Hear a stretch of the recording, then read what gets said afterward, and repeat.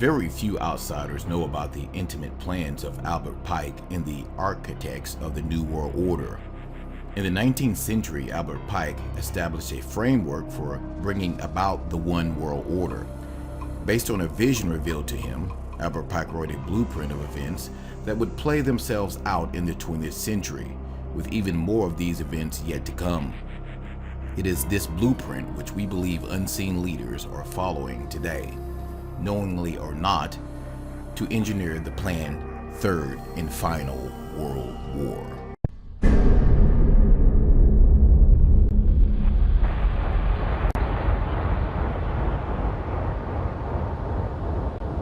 And when he had opened the second seal, I heard the second beast say, "Come and see." And there went out another horse that was red, and power was given to him that sat thereon to take peace from the earth, and that they should kill one another. And there was given unto him a great sword. Now, Albert Pike wrote a letter to Mazzini, and that was dated August 15, 1871, in which he propagated that there should be a world order, a one order where all nations are under the control of one central organization. And in order to achieve this, they planned, and there are numerous quotes for this, so I've put a number on the screen because some will say, I don't trust this, I don't trust that, I don't trust the other. Here are references down there, there are references up there, there will be references in other slides, so it comes from different sources. He said, and this was, by the way, on display in the British Museum, and could be seen there until it was taken away. The First World War, to overthrow the power of the Tsars in Russia, protector of orthodoxy, and bring about an atheistic communistic state. Did that happen? Yes. Now that was written long before this event. Long before this event. This was written in 1871, but this war broke out in 1914. The Second World War, that's also written long before the event, to originate between Great Britain and Germany, to strengthen communism as antithesis to the Judeo-Christian culture, and bring about a Zionist state in Israel. Did it achieve this objective? Yes. In fact, after this war, Israel, in its present form, was reinstated under the protection of Britain. And then, interestingly enough, a Third World War, a Middle Eastern war involving Judaism and Islam, and spreading internationally. That's fascinating. Is that on the cards, or what do you think?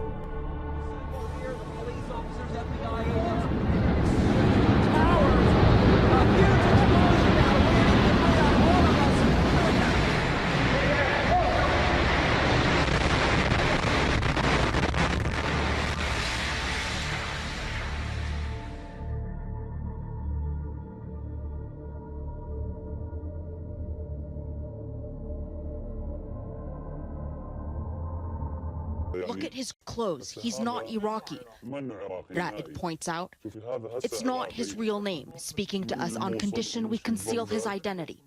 Ra'ed's wife and children are still in Mosul and could be slaughtered.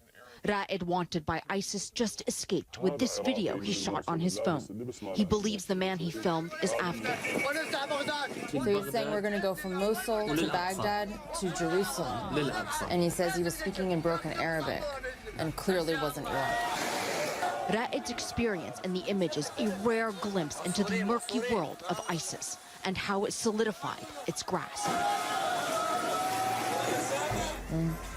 See, the kid is giving the ISIS fighter a kiss. Some of the women were even throwing chocolate on them and shouting, "You saved us from the security."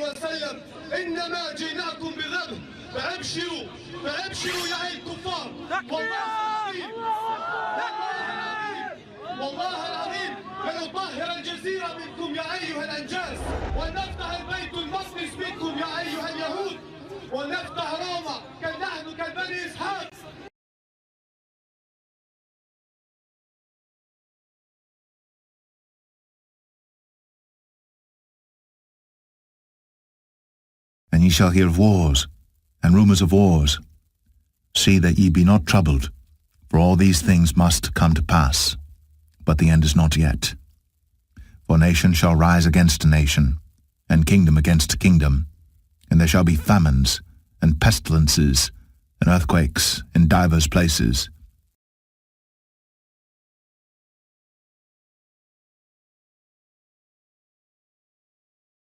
Breaking news this hour, the Russian Defense Ministry has confirmed that Russian fighter planes have conducted their first airstrikes against ISIL positions in Syria. And that's after the Russian president was given the go-ahead by Russian lawmakers.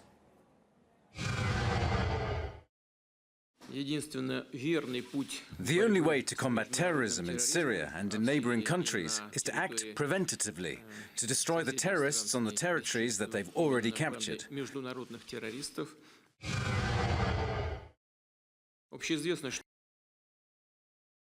Soviet countries are already fighting alongside Islamic State. If they succeed in Syria, they'll inevitably return to their home countries, including Russia.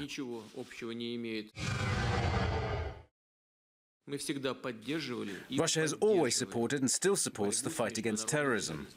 But we are sure that this fight should be conducted according to international law.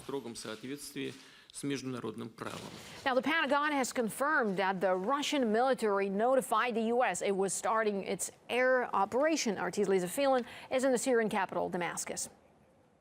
This is huge news. The first Russian Air Force strikes against Islamic State targets in Syria confirmed. The Russian Defense Ministry says that they've carried out airstrikes against Islamic State's communication centers, arms, vehicle, and fuel depots. Now, of course, this comes after a request by the Syrian government, whose army has been fighting for almost 5 years against anti-government militants, including the Islamic State. They're extremely stretched across many different fronts. Now, the Russian Defense Ministry stresses that there's no ground troops involved in this operation, that it is limited to airstrikes. All of this comes as these anti-government militants, including the Islamic State, continue to wage a fierce battle against the Syrian government. In fact, just under an hour ago, I saw 2 mortars land very close to my hotel in the heart of Damascus, illustrating how the Syrian army is fighting across many different fronts. Now, these mortar attacks on Damascus are a daily occurrence, and the Syrian army is having to grapple with these attacks in Damascus, in Aleppo, in Homs, on various different fronts. Certainly sounds like we are on track. Well, here's another quote. Just in case people don't like that quote. Mazzini with Pike developed a plan for 3 world wars so that eventually every nation would be willing to surrender its national sovereignty to a world government. The first war was to end the Tsarist regime in Russia, the second to allow the Soviet Union to control Europe, the third world war was to be in the Middle East between Muslim and Jews and would result in Armageddon. Interesting. Now, how were they going to do it? Let's read what Albert Pike wrote about these wars and how they were going to be unleashed. He wrote, quote, "We shall unleash the nihilist and the atheist," so the destroyer and the atheist, "and we will provoke a formidable social cataclysm which in its horror will show clearly to the nations the effect of absolute atheism.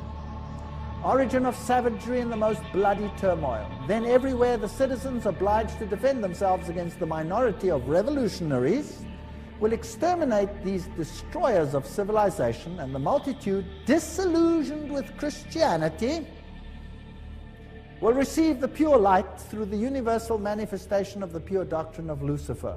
The destruction of Christianity and atheism, both conquered and exterminated at the same time." Wow, what a clever plan. So you rub the 2 systems which you create up against the other. You create atheism as an antithesis to the Judeo-Christian culture.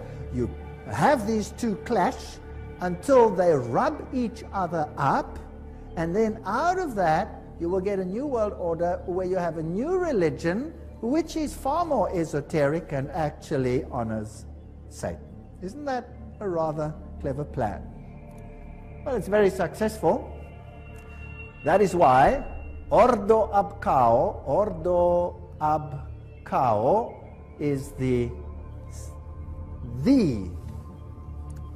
verse, if you like, that Freemasonry uses. This is one of their documents, remember, that I photographed in a Masonic